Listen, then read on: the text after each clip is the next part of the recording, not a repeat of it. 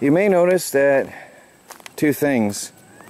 One thing, my chickens are back in the pen, and one of the projects today is to rewire the electric fence around both of my chicken pens.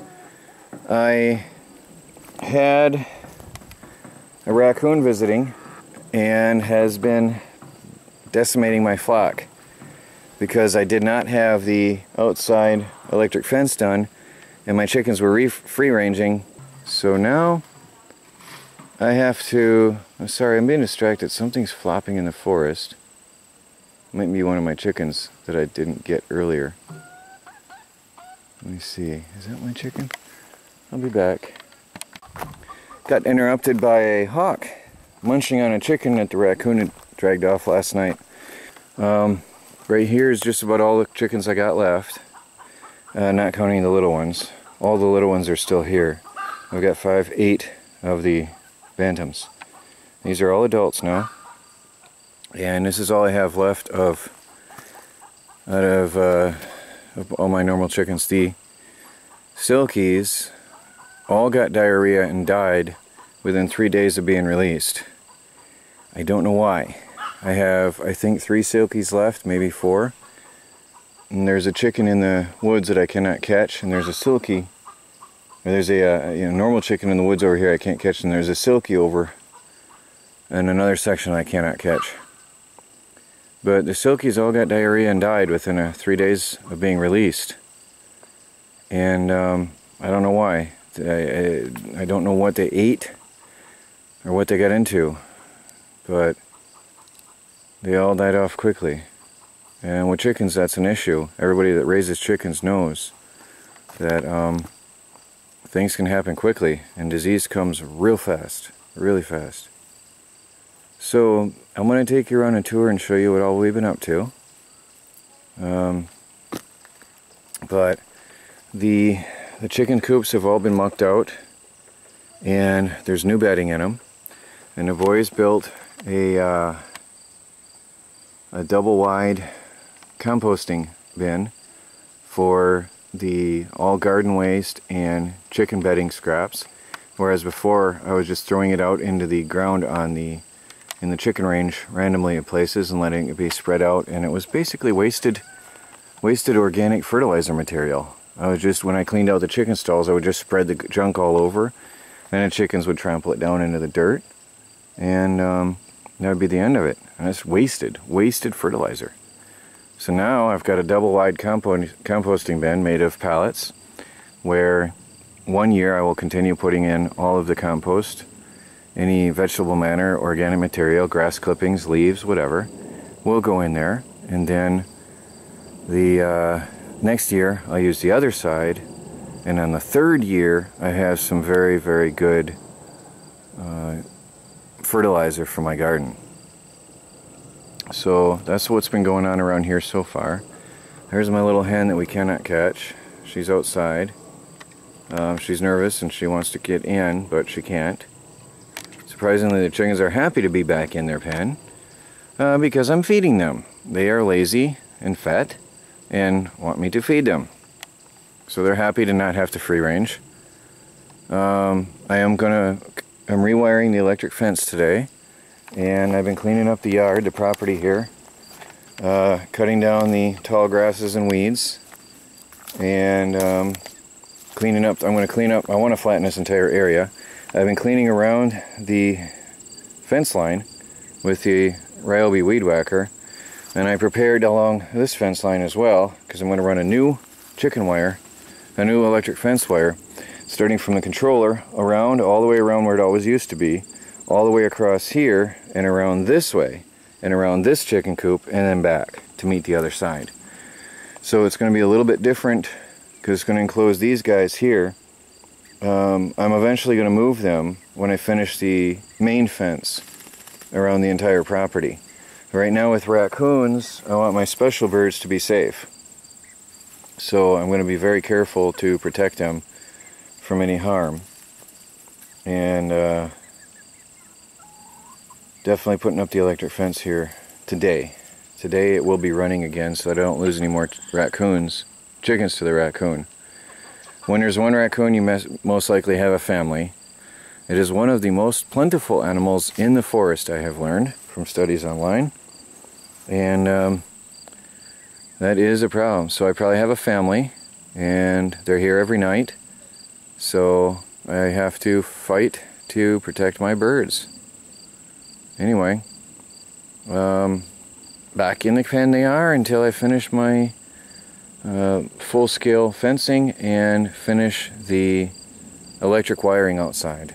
So, a lot going on today.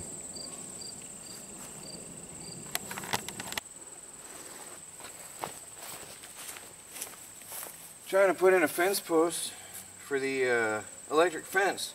I want to show you why I can't dig in this land.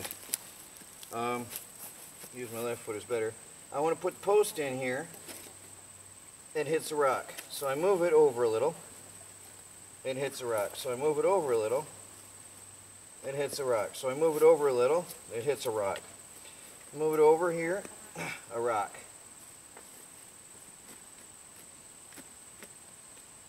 Oh.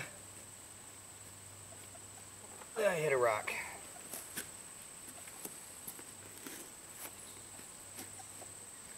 I hit a rock. I hit a rock. I hit a rock. I need this somewhere in this area. I hit a rock. I hit a rock. I need this somewhere in this general area, and this is how bad it is. This is why when people say, why don't you just put a fence post in, a 4-corner or a 4 or 5-4 for my picket fence, I can't even get a stake in the ground. Ah, I hit a rock. Oh, did I find a spot? I found a spot. But it's 2 foot off of where I wanted to be. And I hit a rock. Ah. I'm going to leave it there. Actually, now it's crooked like mad. Because I hit a rock. I can't leave it there.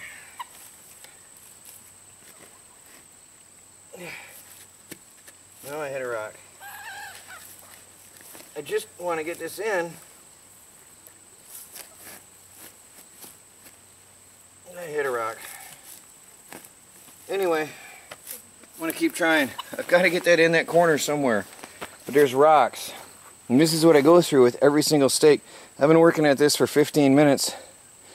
I need it in that general area because that's my corner of my garden gate. So I'm going to keep at it.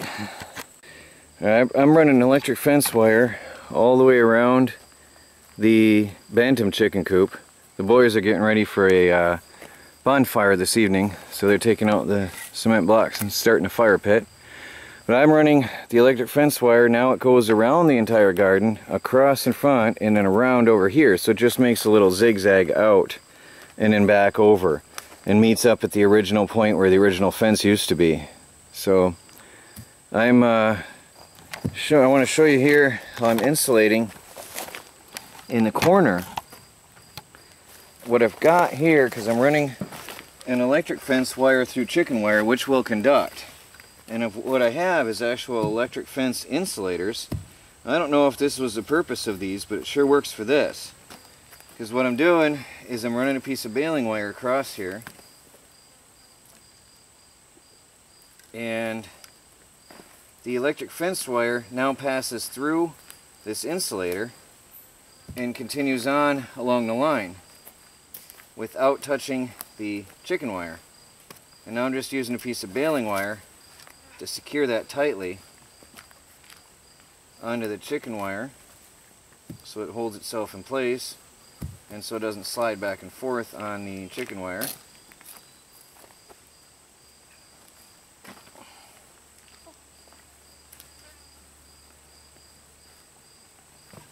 Now that's in place. It sticks with the chicken wire but slides along the electric fence wire. So now it's insulated. There's no contact between here and here. Alright? So the electric fence wire passes right on through and continues on around. And I've got to do that. I've got all 3 strands here isolated like that. I've got the lower strand and the middle strand for raccoons, and upper strand for coyotes and foxes. So I have to do this again where I go through the picket fence. So I had to cut the electric fence wire to do the picket fence. So now I'm going to continue on stringing the wire down along over to join up with the corner piece over here.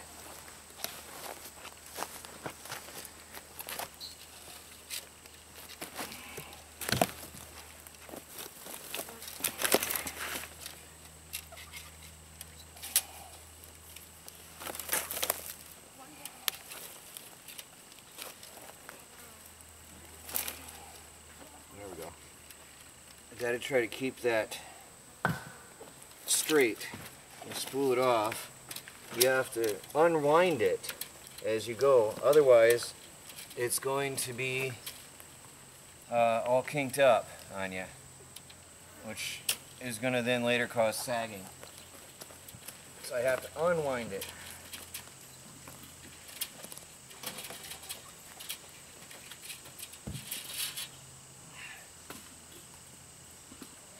And that's my third and final strand for the bantams. And then I have to go and finish over on the other side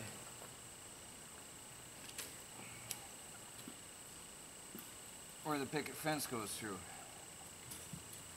Now I wrap this round and round and round tightly for good electrical induction. I'm wrapping it around itself. Wrong. Perfect as I'm demonstrating, I do it wrong. Isn't that funny? Wrap it around another wire, not itself. Round and round and round so it conducts properly. You get good contact there. Alright, make sure I did these properly. I did. Alright, then you got good contact, good electrical contact.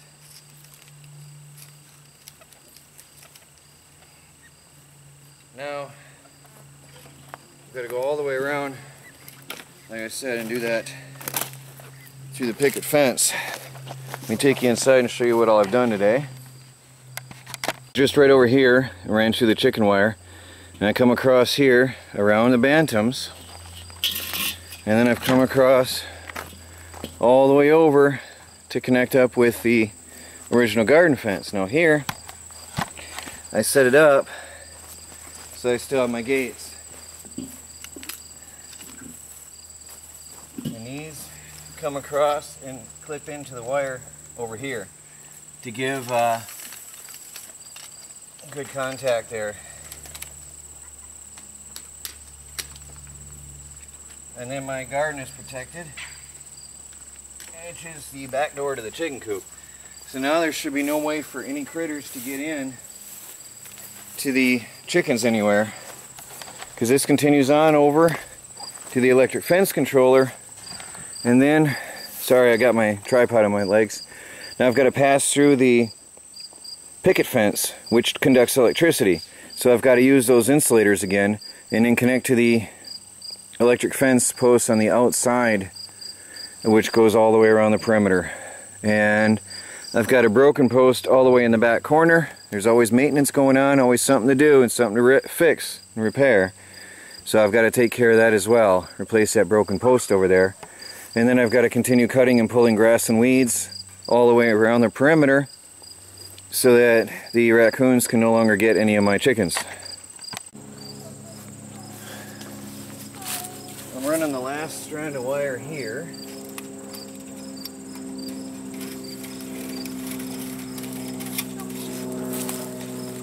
Connecting this is like I said, where I had to disconnect it to run the picket fence. I had removed a section of wire previously, and I was free ranging the birds at that time, so I didn't think I'd have to replace it, but now I do.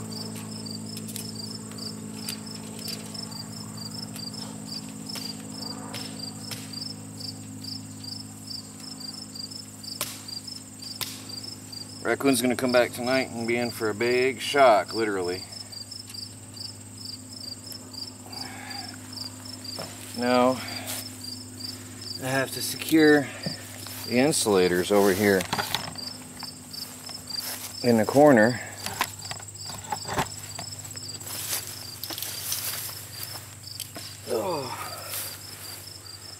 been a hot, long, hot, humid day.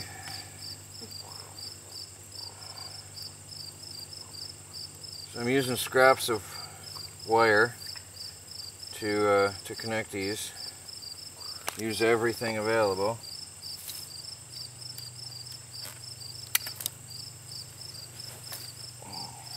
That'll lend a room to work around this one.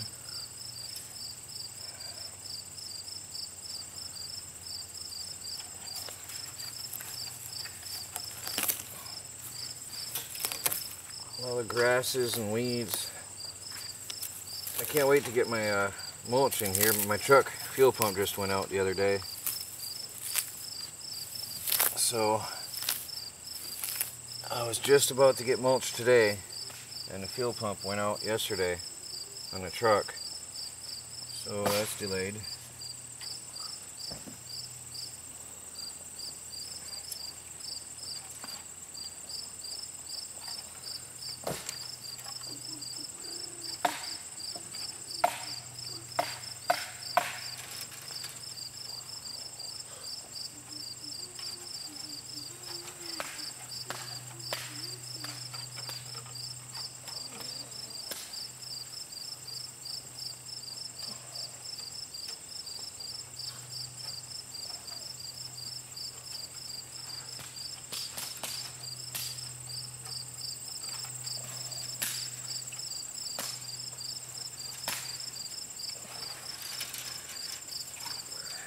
That's good.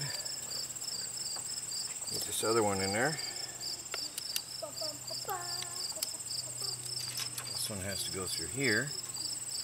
So it looks like I need a bigger piece of wire for that. Let's see.